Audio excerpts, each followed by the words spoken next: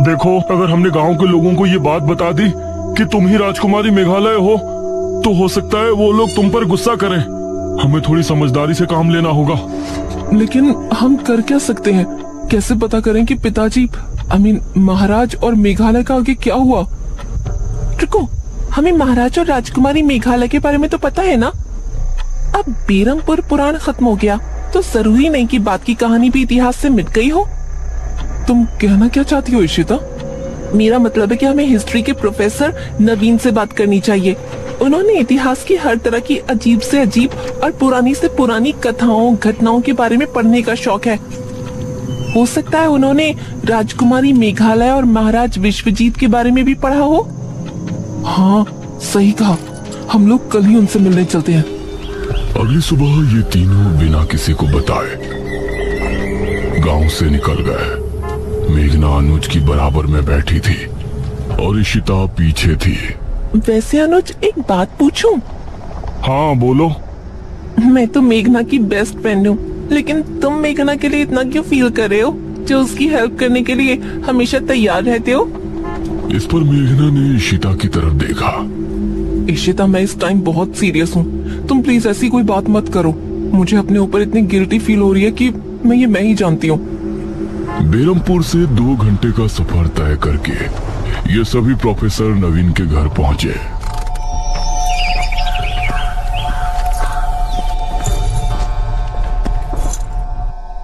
Hello professor नवीन। Hello Ishita, कैसे हो? ठीक हूँ प्रोफेसर। ये मेरी फ्रेंड है मेघना और ये अनुज। कहो, कोई परेशानी? प्रोफेसर, हमें आपकी थोड़ी मदद चाहिए थी। सन 1600 में मध्य प्रदेश में राजा विश्वजीत का शासन था, जिनकी एक राजकुमारी भी थी, मेघालय। क्या आपने उनके बारे में कुछ पढ़ा है? विश्वजीत और राजकुमारी मेघालय? प्रोफेसर कुछ देर तक सोचे और फिर बोले, नहीं, इनके बारे में तो मैंने कभी नहीं पढ़ा। ओह नो, अब क्या करें? वैसे तुमको इनके बारे में क्या जानना है? कौन थे ये दोनों? प्रोफेसर, बेरमपुर गांव में महाराज विश्वजीत और उनकी राजकुमारी मेघालय का शासन था। उन्होंने अपने राज्य के लोगों की जान बचाने के लिए अपने राज्य को ही छोड़ दिया था, और उसके बाद उन दोनों का क्या हुआ ये किसी को पता नहीं चला। हाँ, और हमें यही जानना है कि अपने राज्य से निकलने के बाद उन दोनों का क्या हुआ। ओह, राजा विश्वजीत, याद आया। मैंने इनके बारे में रहस्यमयी घटनाओं की किताब पढ़ा है। रहस्यमयी घटना? हाँ, रुको, मैं उसे लेकर आता हूँ। प्रोफेसर ने एक किताब निकाली और कुछ पन्ने पलटने के बाद उन्होंने इशिता के सामने किताब रख दी।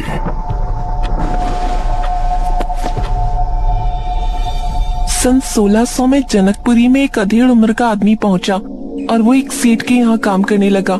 सेठ ये देखकर हैरान था कि उस आदमी का चाल चलन, बोलने का तरीका, उठने बैठने, खाने पीने का अंदाज बिल्कुल राजा महाराजाओं वाला था।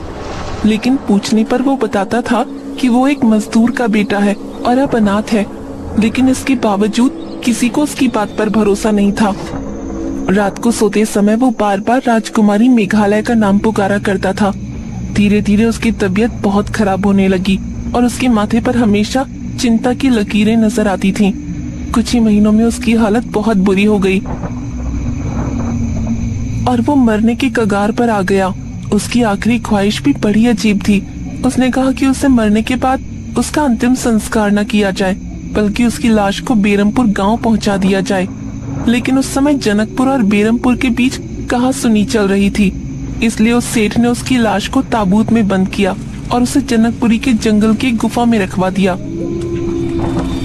यह सुनकर मेघना की आंखों में हल्के से आश्क नजर आए। मतलब उन्होंने मरते मरते भी अपनी प्रजा की सोची? मतलब? आपका बहुत बहुत शुक्रिया प्रोफेसर, आपकी वजह से हमारी बहुत हेल्प हुई है। You are welcome. ये तीनों प्रोफेसर से विदा लेकर वहाँ से निकले। अब हमें जनकपुरी जाना है और उस गुफा के अंदर उस ताबूत को खोज निकालना है। लेकिन इतने सालों बाद उनकी लाश हमें मिलेगी भी कि नहीं? वो तो वहाँ जाकर ही पता चलेगा। ये तीनों अब वापस से बेरमपुर पहुंचे। अनुज, इशिता, मेघना। हाँ पिताजी। तुम तीनों कहाँ से आ रहे हो? वो पिताजी, ये सब देखने जानने के बाद हम तीनों को काफी डर लग रहा था, तो हमने सोचा थोड़ा घूम कर आते हैं। ठीक है, लेकिन अभी भी निशिर मोलो से हम आजाद नहीं हैं। रात में कोई कहीं नहीं जाएगा, ठीक है? जी पिताजी। ये तीनों घर के अंदर पहुंचे और अनुज इनके साथ कमरे में गया। हम लोग शाम को 5 बजे यहाँ से निकलेंगे, ठीक है? लेकिन किसी ने देख लिया तो? कोई नहीं देखेगा। हम वहाँ जाएंगे, महाराज विश्वजीत की लाश ढूंढेंगे और उसे लाकर खंडहर में रख देंगे। बाकी का प्लान बाद में करेंगे। ये क्या बातें कर रहे हो तुम तीनों? मुखिया की आवाज सुनकर ये तीनों चौंक पड़े। उस समय मुखिया के साथ तांत्रिक महाराज और ठकुराइन ने भी इनकी बातें सुन ली थी। अब पिताजी, वो क्या अनुज बेटा, जो भी बात है ठीक से बताओ। महाराज विश्वजीत के बारे में तुम क्या बोल रहे थे? निशिर मोलो इसीलिए गांव में घूम रहे हैं क्योंकि उनको महाराज विश्वजीत की लाश चाहिए। उनकी लाश जनकपुरी के जंगल की गुफा में रखी है। लेकिन तुमको ये सब कैसे पता? और जैसा कि राजकुमारी मेघालय ने तय किया था कि निशिर मोलो जब ही जाएंगे जब राजकुमारी के कदम बेरमपुर की जमीन पर पड़ेंगे, तो ऐसा कैसे हुआ? इस पर मेघना ने एक कदम आगे बढ़ाया। क्योंकि राजकुमारी यहाँ आ चुकी है। कौन? मैं, मेघना। पिछले जन्म में राजकुमारी मेघालय मैं ही थी। यह सुनकर सभी की हैरानी का कोई ठिकाना नहीं रहा। मुखिया का मुंह खुला का खुला रह गया। ये तुम क्या कह रही हो? हाँ, जब से हम यहाँ आए हैं तभी से वो वापस आए हैं, और वो चाबी जिस तक पहुँचने में हमने आप लोगों की मदद की थी, उसके बारे में भी हमें हमारे सपने में पता चला था, जिसमें हमने हमारे पिछले जन्म के बारे में बहुत कुछ देखा था। जो भी हमने सपने में देखा वो सभी राजमहल में मौजूद है। मेघना की बातें सुनकर इन सभी को अब यकीन हो गया था कि वही राजकुमारी मेघालय है। तो मेघना बेटा, जनकपुरी में हम भी तुम्हारे साथ चलते हैं। उस ताबूत को ढूंढने में हम सभी को मेहनत करनी होगी। ये सुनकर अब इन तीनों की हिम्मत बंध गई थी। अब मुखिया ने भी अपनी गाड़ी निकाली और ये सभी जनकपुर के जंगल की तरफ चल दिए।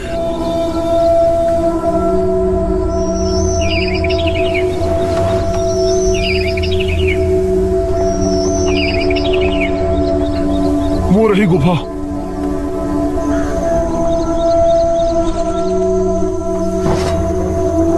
उन्होंने टॉर्च निकाली और फिर गुफा के अंदर रवाना हो गए।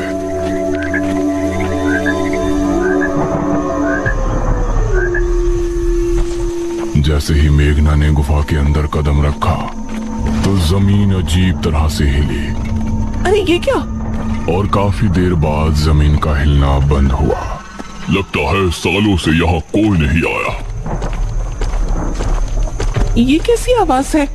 गुफा में अजीब सी आवाज गूंजी, जैसे कई सारे कीड़े एक साथ रेंग रहे हैं।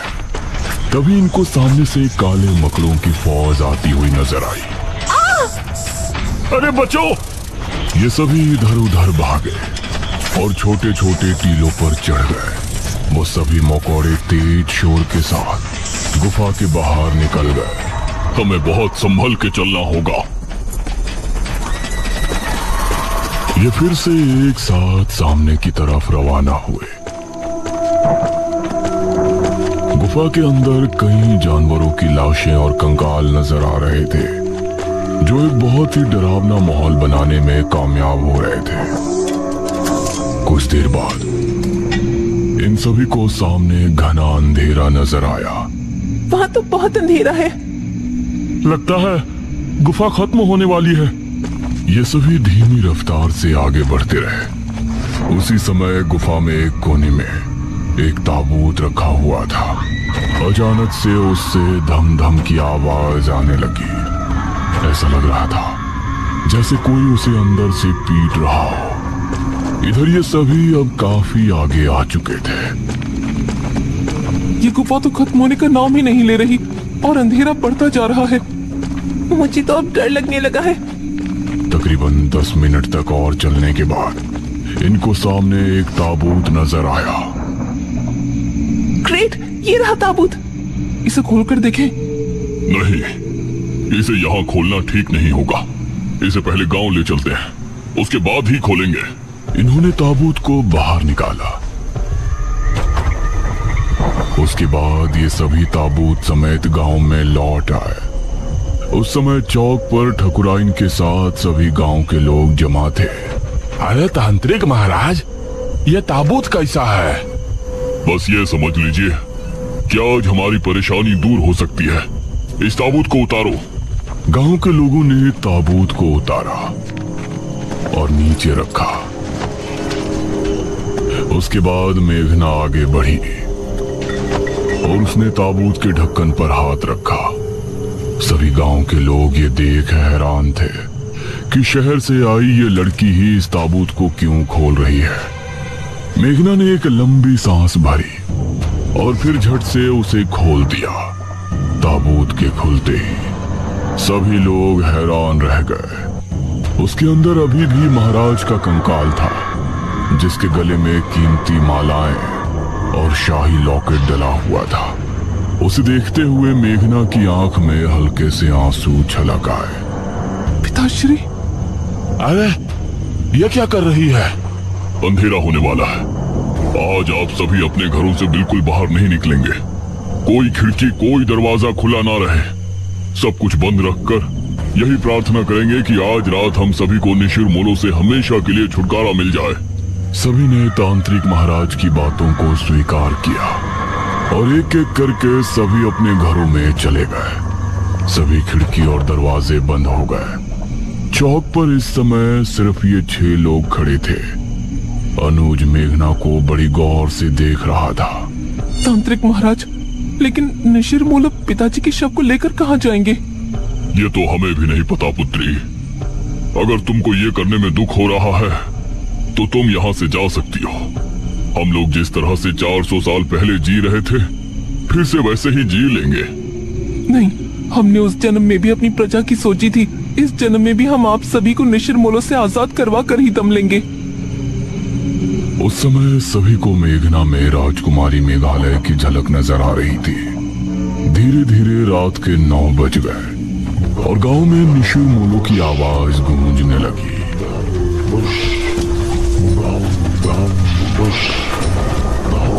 उनकी आवाज सुनकर अपने घरों में बैठे सभी गांव के लोग डर गए और सभी हाथ जोड़कर निशिर मोलो से बचने के लिए प्रार्थना करने लगे। वो अपने भारी कदमों के साथ आगे बढ़ रहे थे और तलाश में थे कि उन्हें कोई नजर आए और वो कब उसे उठाकर साथ ले जाए। मेघना कुएं के पास खड़ी थी। अब मुखिया और बाकी सभी कोठी के अंदर बैठे मेघना को देख रहे थे। तांत्रिक महाराज, निशिर मोलो मेघना को साथ तो नहीं ले जाएंगे ना? नहीं बेटा, ऐसा मत बोलो। निशिर मोलो अपनी मध्यम चाल चलते हुए कुएं की तरफ बढ़ रहे थे। जैसे ही उनको सामने मेघना नजर आई तो उनकी आंखें और तेज चमकने लगी। उन्होंने रुककर मेघना को देखा और फिर ताबूत खुलने लगा। उसके अंदर से सुनहरी रोशनी निकलने लगी और मेघना उसकी तरफ खींचने लगी। नहीं, हमें मत ले जाइए। निशिर मोलो की आंखें गुस्से से और लाल हो गई थी और मेघना ताबूत की तरफ खींची जा रही थी। नहीं, मेघना! अनुज जल्दी से बाहर की तरफ भागा। इस तरफ मेघना ताबूत तक पहुंचने ही वाली थी, तभी हम राजकुमारी मेघालय हैं। राजकुमारी मेघालय! इतना कहते ही उन चारों ने एक दूसरे की तरफ देखा और फिर ताबूत के अंदर से उस रोशनी का निकलना बंद हो गया और ताबूत वापस बंद हो गया। हम जानते हैं हमने आने में देरी कर दी, लेकिन जैसा हमने वादा किया था, हम अपने पिताश्री महाराज विश्वजीत की लाश लेकर आपके सामने प्रस्तुत हैं। मेघना, तुम ठीक हो? इस समय निशिर मोलो ने अनुज पर ध्यान नहीं दिया और वो सभी एक साथ बोले, कहाँ है वो दुष्ट राजा विश्वजीत? उसके इतना कहते ही मेघना और अनुज ने मिलकर सामने रखे ताबूत से कपड़ा हटा दिया और उसे खोल दिया। उसके अंदर पड़े कंकाल को देखकर निशिर मोलो जोर से हुंकार भरने लगे। वो ताबूत के पास आकर रुके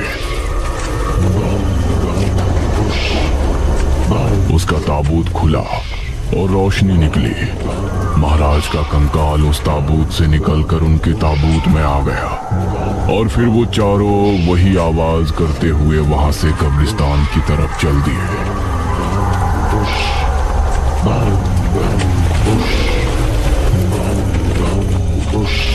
उनके जाते ही बाकी सभी लोग भी कोठी से बाहर आ गए।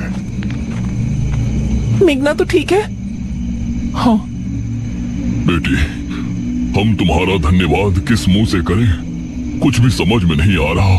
मुझे खुशी है कि जो परेशानी मेरे कदम रखने की वजह से गांव में आई थी, मैंने उसको आप सभी की मदद से दूर कर दिया है। उसके बाद मेघना ने अनुज की तरफ देखा और मुस्कुरा दी। अनुज ने भी मेघना को स्माइल पास की।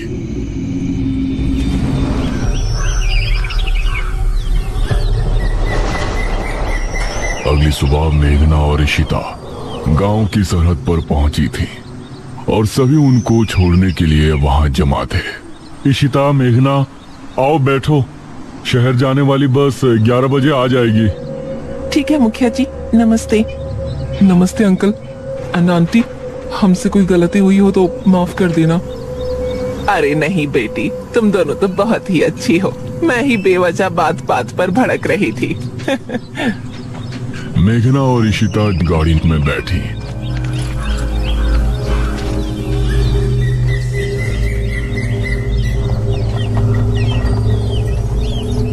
अनुज, निशिरमोलो जब हमें ले जा रहे थे तो तुम बिना कुछ सोचे क्यों बाहर भाग आए?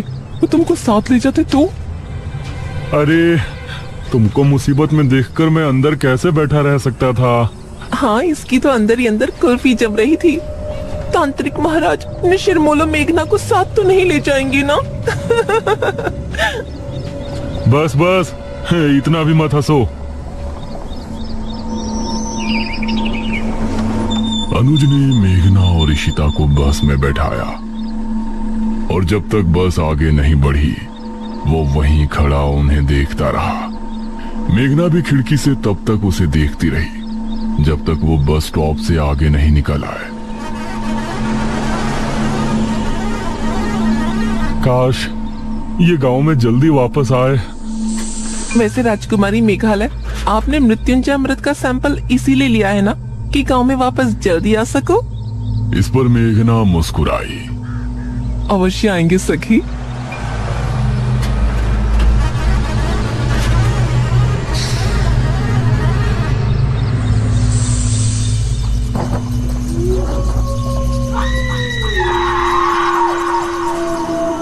उस रात बेरमपुर गांव के लोग बहुत ही खुश थे और इस तरफ मेघना किसी सोच में डूबी थी। इशिता, वो दमयंती किस गुफा में है? इसका पता तो हमने लगाया ही नहीं ना। तभी जनकपुर का माहौल बदल गया था। तेज तूफानी हवाएं चलने लगी और आसमान में काले बादल छा गए। हे भगवान, आज तो लगता है तूफान आने वाला है। आसमान में बिजली कड़क कर बार बार गुफा पर गिर रही थी। उसकी गहराई में एक और ताबूत रखा था जो पिछली बार भी हमने देखा था। उसके अंदर से धम धम की आवाज हुई और फिर उसका ढक्कन खुल गया। धीरे से उसके अंदर से दमयंती बाहर आई। उसके चेहरे पर अजीब सी मुस्कान थी। उसकी आंखें लाल लाल चमक रही थी और नाखून बहुत पैने हो गए थे। हम जाग उठे हैं, हम फिर से आजाद हो गए, आजाद हो गए हम। वो भयानक अंदाज में हंसती हुई गुफा से बाहर की ओर बढ़ गई। उसके चेहरे पर एक रहस्यमय मुस्कान थी जो आने वाले खतरे की तरफ इशारा कर रही थी।